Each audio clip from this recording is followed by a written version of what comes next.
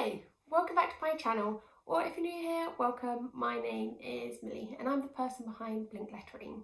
Today I have a very requested video which I've actually had people ask me about a lot over the past few years, and to be honest, I wasn't really sure if I wanted to do it. And that's purely because it is a really big part of my business. So if you didn't know, I sell foiled prints and cards in my Etsy shop. It's currently going under a little bit of a revamp, so there aren't as many foil prints and cards in there as there used to be, but it is still an essential part of my business. And to create these foil products, it took a lot of time and energy and money to get to a point where I'm really happy with my prints. And as a small business, I'm obviously quite protective over how I go about creating my products because it's something I've worked so hard at. However, I remember when I first started diving into toner reactive foil and I was trying to look for lots of resources, I just remember feeling really frustrated that all of the instructions were super vague. It was just like, print your design, put some foil on it, pass it through a machine, done, look how beautiful it is. And I do that, and my foil prints just weren't coming out as beautifully done as the ones I was seeing on blog posts or YouTube channels. And it just frustrated me so much. And I can imagine that there's a lot of people out there in the same situation. So I have decided to do this video, but there's going to be a couple of caveats that go with it. I am going to go into a small amount of detail with how I actually set up my designs. I won't go too much into how I actually do my designs, so I will be using Procreate and Illustrator for this video. However, you might be using different software. I'm not going to go too much into how to use those bits of software. That's something I'll save for another video. But I do go into a little bit of detail about how I actually prepare my files for print, which is something that is super important when it comes to foiling. I'm also going to talk to you a little bit about paper because again, that's important. The printer is important and your foils and your foil machine is also super important. Now, I'm going to share with you all of my little secrets that I've learned along the way, but I'm not saying that how I have my setup is the perfect way to foil, and I highly recommend that you go away and you practice and have a play and see what works best for you and the type of foil prints that you want to create. Sorry about all that rambling, but I'm going to be showing you how to create a foil print like this. Look how pretty that is. So yeah, this is a foil print, and if you have no idea about anything about toner reactive foil, I'll just backtrack a little bit. So toner reactive foil is a foil that basically reacts with toner, hence the name. So traditional foiling uses a plate that has your design on the plate, and that plate is heated up and pressed really hard onto a piece of card with foil in between. And what that does is it fuses the foil to the card where it's being pushed onto with the plate design. Now that requires quite a lot of fancy equipment and quite a lot of big equipment too, and a lot of experience. The bonus with toner reactive foil is it doesn't require too much fancy equipment. So what you will need for this video is a laser printer, a foil machine or some sort of laminator, some super smooth card, ideally a coated card like a silk coated card, Minc transfer folders or sheets of paper to hold your foil and your paper together, and of course your toner reactive foils. Now there's quite a lot of different foils out there, so when you do get your hands on some foils, make sure they're called toner reactive foils and not heat reactive. You want to make sure that they will react with the toner. And basically the process is you print off your design using a laser printer. It has to be a laser printer and not an inkjet. So an inkjet printer uses a variety of inks, and these inks actually sink into your paper, whereas a laser printer uses toner, and these are particles of plastic basically, and these melt and then sit on top of your paper. Now, because they're particles of plastic, what happens when they get heated up later on is they melt and become a little bit sticky. So how toner reactive foil works is you lay it on top of your print that you've printed out, and when you pass it through something like a laminator or a Minc foil machine, the heat will make the toner melt, and then the pressure will force the foil to stick to where the toner is. So when it comes out of the machine and you peel the foil off, the foil will stick to where the toner is. That's essentially how toner reactive foil works. And in this video, I'm going to show you from start to end my process for making a print like this. Like I said, I am going to show you a little bit of like the design side, but I'm not going to go too much detail into that. I just mainly want to show you how you can actually foil your own designs. So let's dive in and I'll show you how this process works. So first I'm going to design my print. I'm going to be using my iPad for this, and I'm going to be using Procreate. I'm not going to go too much into what I'm doing or how I'm creating this, as that will be a different video, but I just wanted to show you the steps from beginning to end. So I'm just going to jump in and design my print now.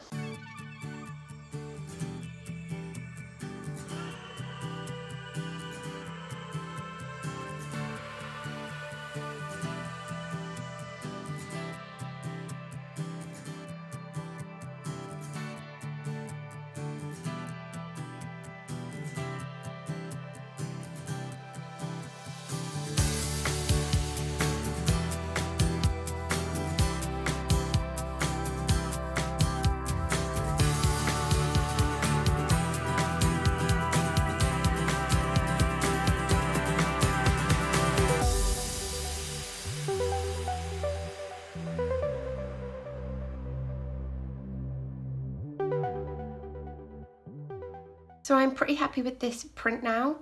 For those of you who are interested, I'm using A4 canvas for this design, and the brush that I'm using is under Calligraphy, and it is the script brush, which just comes standard with Procreate. Next up, I'm going to take this design onto my computer so I can vectorize it.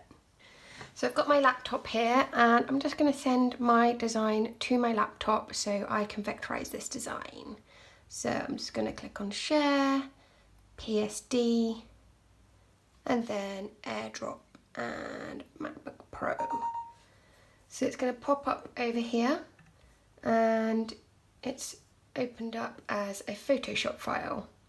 Now I want to get this into Illustrator, so I'm just going to remove the background, or hide the background, select over my design and copy. Just going to create a new Illustrator document, which I'm going to set at A4, create, and then I'm going to paste it in here. Now at the moment this is still an image, so all designs in Procreate are created using pixels, whereas I want to turn this into a vector. Now you don't have to do this step. I personally find that by vectorizing all of my artwork, it just makes it a lot crisper and clearer. I'm not going to go into too much detail about how I'm going to do this. Again, I'll save that for another video. I just wanted to show you from beginning to end how I start with a design and then how I foil it. But when we get to the foiling stage, I'm going to give you lots of in-depth detail on how I'm foiling. So I'm just going to go ahead and vectorize this now, and we'll chat again when this is done.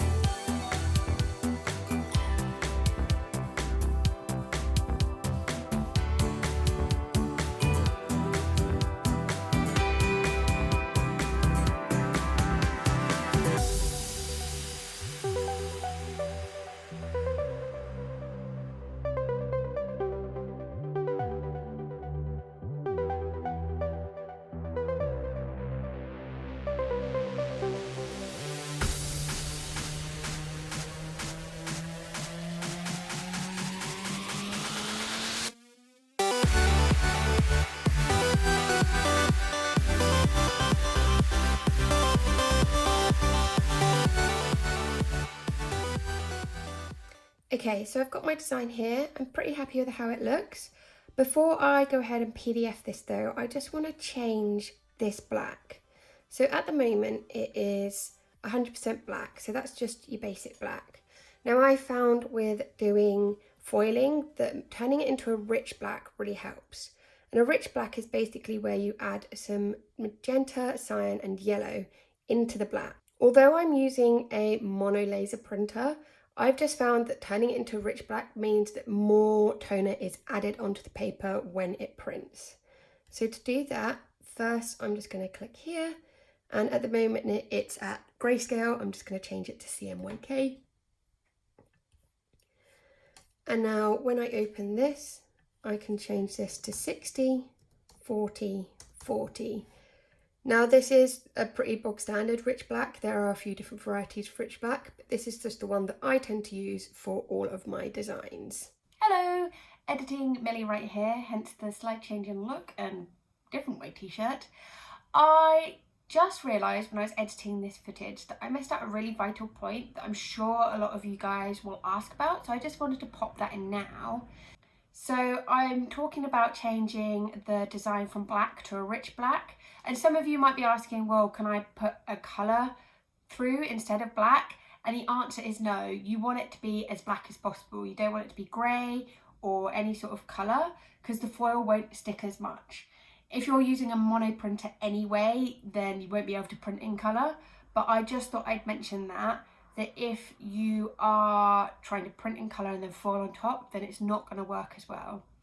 If you do want to have a bit of colour printing and foil on the same artwork, then you'll need to print the colour using an inkjet printer, and you print the design for the foiling on a laser. Let's get back to the video with filming Millie. So now I've converted this to a rich black, I'm going to go ahead and save it as a PDF. So I'm just going to save it in my downloads for quick and ease of use. And up here I'm going to select the PDF/X-1A:2001. I just find using this setting the best for when I'm printing my prints, but totally have experiment and see what works best for you and your printer. So I'm just going to click save and OK. And then I'm just going to open up my PDF. So I've got my PDF open here, and I'm going to hit print. So I've got my brother printer selected, which is my laser printer, and I've got the page set up to A4 as that's the size I want to print it. And then I'm just going to go to this button down here, click printer, and open this up.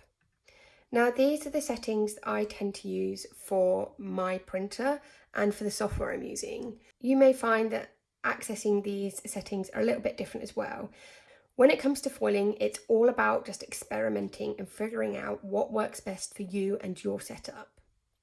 So I'm just going to click on print settings, and for my printer I just need to tell it that I'm printing on thicker paper.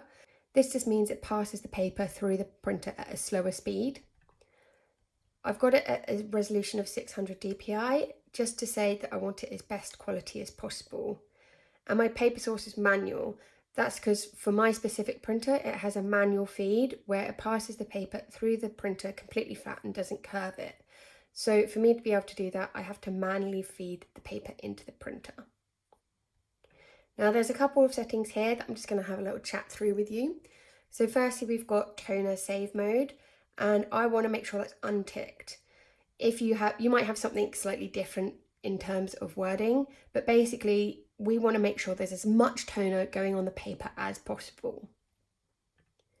Next, I've got the graphics quality as graphics rather than text, as again, this will make sure that there's enough toner going on the paper, and it will include all the detail as well.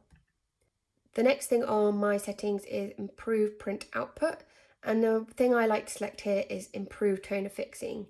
Again, it's all about making sure that there's much toner on the paper as possible. So when the foil is passed through the Minc machine, the foil will stick to the toner.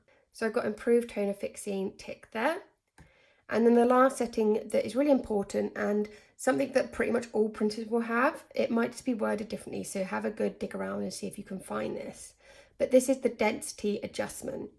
So this is how much toner is going onto your paper when you print. And you want this number as high as possible because you want as much toner going onto the paper as possible. So that's all the settings I have when I'm printing my foil prints. So now I'm just going to click print and print again.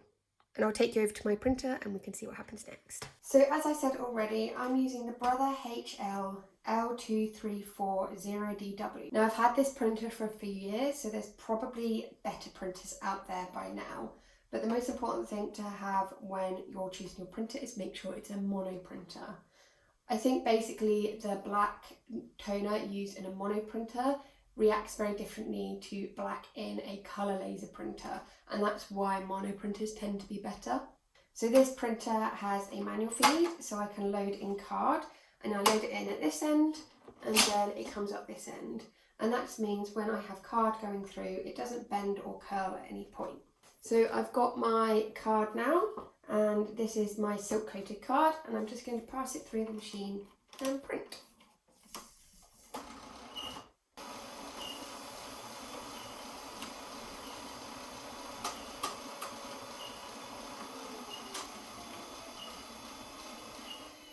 So now I've printed out my design, the next stage is to cut out some foil that's at the similar size, and then we're going to pass it through the Minc foil machine. So I store all of my foils in this drawer here. Look at all the pretty colours. Now it's important to try and keep your foils away from dust. If your foils get dusty at all, especially the underside, which is this bit here, then it's likely that the foil won't stick as well to the toner. Most of the foils I have here are Minc foils. So the packaging looks a little bit like this. It just says Minc on the front, and then this one is a teal colour, so it's TONER REACTIVE FOIL. And this is the larger roll. They also come in rolls that are about half size as well. I tend to always get the larger ones just because I do larger prints, like A4 size. I got a lot of colours here. I also have some foils from Foil Co, which is a bit more of a professional grade of foil. And then my copper ones are from Patsy May. I couldn't find a copper one by Minc Foil, so I used some Patsy May ones, and actually they work really nicely too. So today I'm going to use some of this hot pink Minc Foil, but as you can see there's so many different colours out there. As well as keeping all of my foils in here, I also keep these plastic sheets. These are basically Minc Foil transfer sheets. So they are created for Minc foils, but you can use them for any foils. And basically it's a sheet of plastic that you can put your paper in between. So this works well at holding your foil and your paper together when it passes through the Minc machine. So I've got my print, I've got my foil, and I've got a pair of scissors. I really recommend getting a really good quality pair of scissors for when you're cutting your foil. I have used some cheaper scissors in the past and it just hasn't cut through the foil as smoothly. So let's take our roll of foil. Now you'll see on one side we've got the colour, and then on the other side it's got the silver. If you're using silver foil, make sure that you're putting the right side down. Now when I cut my foil down, I like to lay it colour side down, just because it's preventing any dust sticking to this part of the foil that might be on this sheet. So I'm just going to lay it over the design, and I just want to make sure that it's cut as closely to the size of the design as possible. We don't want too much extra foil.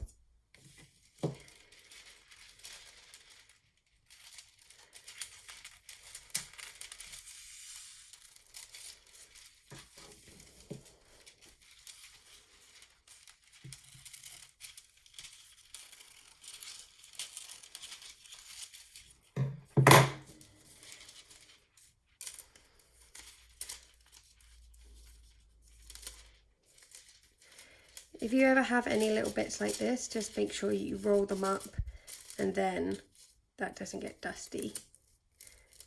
And I'm going to put this back in the drawer. Okay, so we can see that pretty much covers my design. So I'm going to turn it over and face it flat down. Actually, I just thought I'd show you. Can you see on this bit of foil here? It looks like it's gone a little bit see-through. So that's where some of the foil has scraped off. And if we were to place this part of the foil directly on our text, then that means that there's not going to be foil stuck to that part of the text. So if you do have any bits of foil that have been scraped off like that, just make sure it's sitting away from the design. So you don't always have to use these foil transfer sheets. I've seen some people who just pass their card and foil straight through their machine like this, and that seems to work for them. Some people may tape a little bit of tape up here and down here, which seems to work, and other people will place a thin piece of paper on top and then pass it through. Now, I used to use a thin piece of paper on top and pass it through the machine, but I felt like that didn't work as well for me.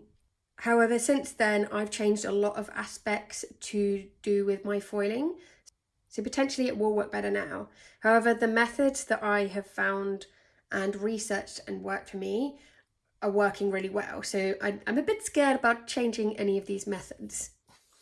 So I'm just going to put this in the middle of the foil transfer sheet, like so. And then I just want to lay it down and really flatten down the foil just to make sure there aren't really any creases. Okay, now it's time to foil. The machine I'm using is the Minc foil machine, and this is the 12-inch size. I have again tried things like laminators in the past, and they did work all right, but they weren't getting the perfect effect that I was looking for. But if you do have a laminator at home, then give it a go and see if it works for you. Foiling is all about experimenting and figuring out what works best with the equipment that you have.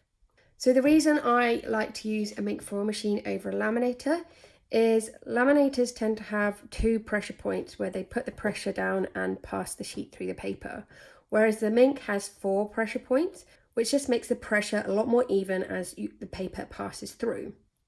It also has 6 settings, so that's really great for if you're doing foiling on thinner paper or thicker card.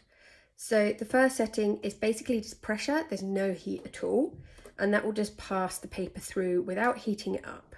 The next step is slightly warm, and then it goes all the way up to 5, which is much hotter. Now, some people might think, well, why not just put it on 5 all the time and then it's always going to work? I find, however, if you use 5 for thinner pieces of paper, then that tends to wrinkle the paper or damage it in some way just because it is too hot.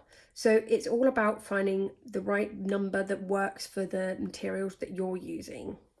For me personally, I find that number 3 works best for the card that I'm using, but I do sometimes use a number 4.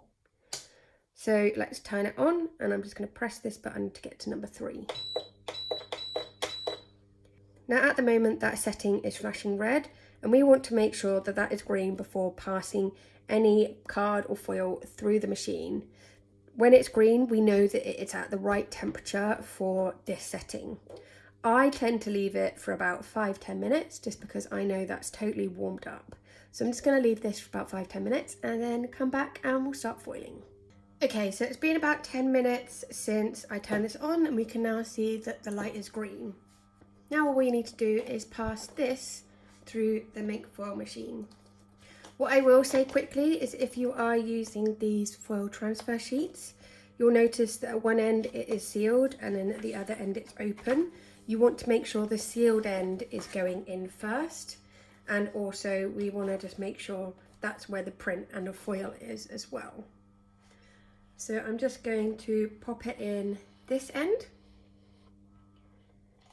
And then I'm just going to hold it just so it's being positioned in the right place. But as you can see, it's just automatically being fed through the machine.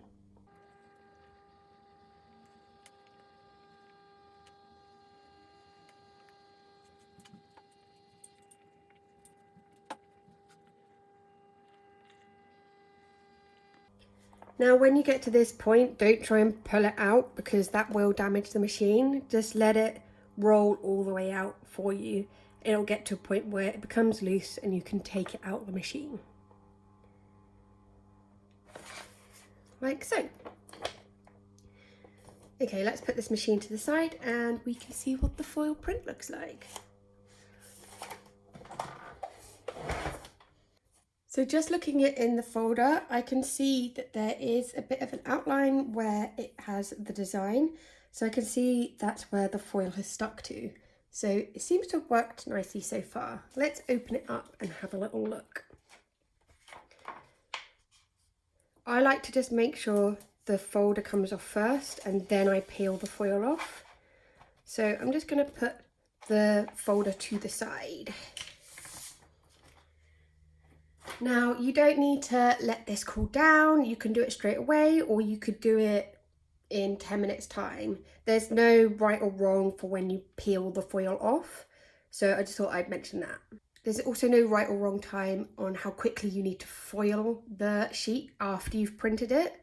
It's best to do it as quick as possible though, because you want to make sure that there's the least amount of dust on your card as possible, because any dust flecks will mean that the foil won't stick as easily. Now let's do my favourite bit, a foil reveal.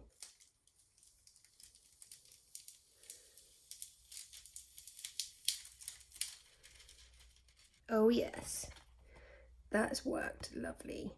So we can see that there are some black dots on the print. So can you see here, there's some black dots here and here. But in general, the print is beautifully shiny. Now, I'm not entirely happy with how that looks. Personally, I wouldn't be happy sending this out as a print to a customer. So I am going to do this again, and we're going to see if we get a slightly better result.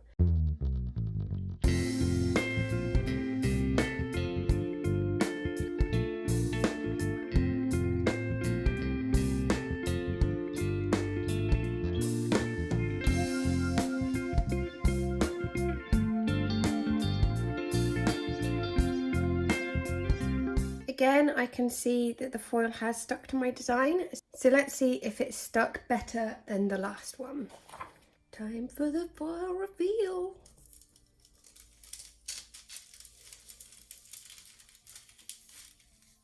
So already I can see that has worked so much nicer.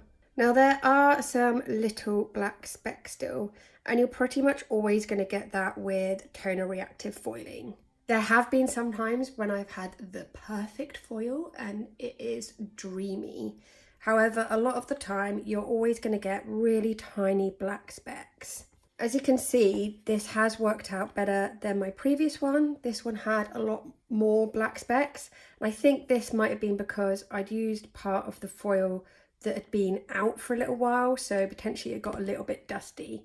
Also, the foil machine was on longer for this print, which just meant that it had time to heat up a little bit more. The biggest issue people have with foiling is having super patchy foiling, and that's where a lot of black is still being shown. And that is where a lot of black is still being shown and the foil isn't sticking to it all. What I'm going to do is I'm going to foil using a piece of card that still feels a bit smooth, but it's not quite right for foiling, and I'm going to show you the difference between the two. And this will show you how even simple things like the right paper is super important for foiling. So I've printed this in exactly the same way that I showed you earlier. However, this time I'm using just a normal matte white card. I think it's about 300 GSM, and to me it does feel quite smooth. I'm going to use the same foil as before and cut to a similar size, and then we're going to test it out with the Minc foil machine at exactly the same heat setting too.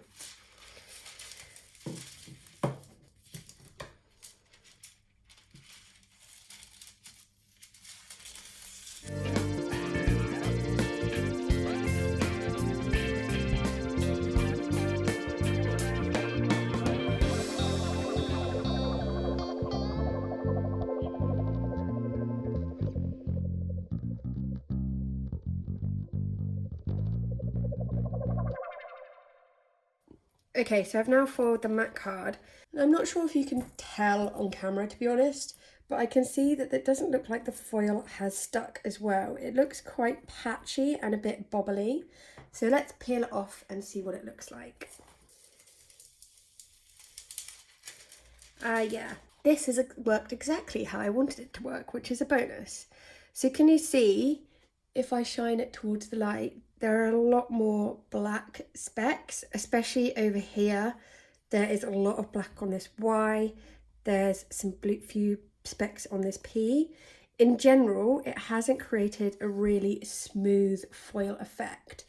And although some people may be happy with this, and I think this would look lovely in your own home, I personally wasn't happy with this when I started foiling, and this is an effect that a lot of people will probably get when they first start out and they're figuring out what is the best method for them when they are doing toner reactive foiling. I'll just get the other print and we can compare the two. So side by side, if I just move them around in the light, in general they look pretty similar, but when you start looking really close up, you can see the amount of black dots really does affect how good the quality of print looks. So that's showing you how one aspect of foiling can really affect the quality of your foil prints. Other things that you can experiment with are the types of foils you're using. It might be the printer that you're using. I actually personally used to go to a local print shop and they would print my designs off for me. However, I found when I started selling on Etsy, I just found it a lot easier having my own printer. So there's lots of aspects of foiling that need to be tweaked ever so slightly to get that perfect foil effect. And this shows you how paper is super important.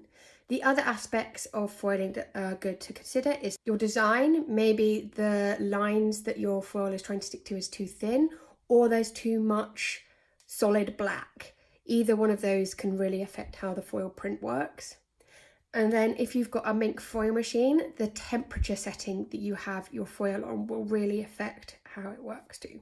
So as you can see, there's a lot of moving parts to creating a foil print like this. And as I've said at the beginning, it does require a lot of testing and patience. I am going to leave a link to everything in the description below that I use, but I can't promise you that you will get the same results. That's including my paper, which is something I've been quite precious about for a long time, because I feel like this has been the golden ticket for making my foil prints work. Now, when I first started learning to foil, a lot of people suggested Recollections paper, which can be found in Michael's in America, and that's just not something I can access. No matter who I talk to, they always suggested that paper, but because I'm in the UK, I can't access it. It was so frustrating. So the paper that I use is actually called Craven Silk, and I discovered this just from testing so many different pieces of paper. I think I've probably spent like between 50 and £100 trying to figure out what the best paper is to use, to be honest. It's taken me a really long time, but I'm going to reveal this little secret for you guys today, and hopefully you can get similar results. My printer is quite old, so if I can't find a link to my specific printer, I'll leave a link to a newer model, but again, I can't guarantee it will work in the same way. Foiling onto coloured paper is something that I'm still trying to get the hang of, so I don't really have a recommendation for the best colour paper to use yet. Colour paper tends to have a little bit more texture to it, and because of that, it makes it a lot harder for the foil to stick really evenly. However, if you do know any colour paper that works really well foiling, let me know in the comments below, because I really want to test it out. And please make sure it's available in the UK, because it makes me sad when it's not. Basically, that's how I make my foil prints. I really recommend you go out and you experiment with different papers and foils and see what works best for you. I really like using the Minc foils, however I know that some people do recommend the deco foils. Patsy May also has a really lovely variety of different foils too. Thank you so much for watching this video, and if you enjoyed it, please give it a thumbs up and give it some love. And if you want to see some more videos from me in the future, then hit that subscribe button below and you'll hopefully be notified of more videos from me. I hope you found this video helpful, and I'll see you next time.